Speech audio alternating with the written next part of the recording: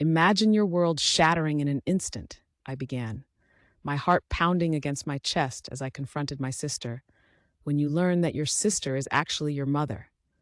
Her face turned pale. The secret she'd been guarding for years now laid bare.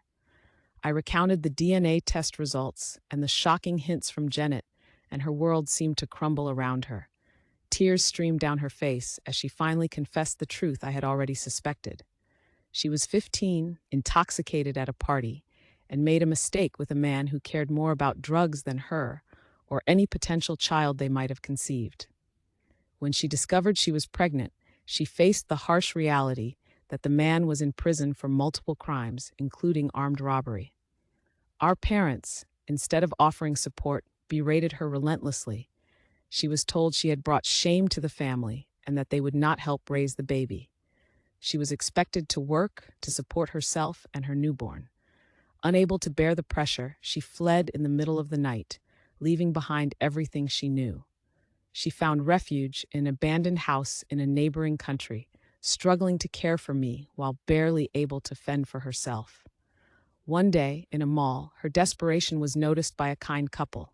They asked if we had lost our mother, and seizing the opportunity, she spun a tale that led us into foster care and eventually adoption. Our biological parents, who had been searching for her, were informed via letter that she had found a stable life and asked them to stop their search.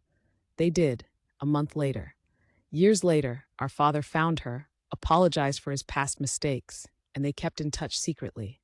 He even met me, under the guise of being an old friend. I'm glad I got to know him before he passed, even if I didn't know who he truly was.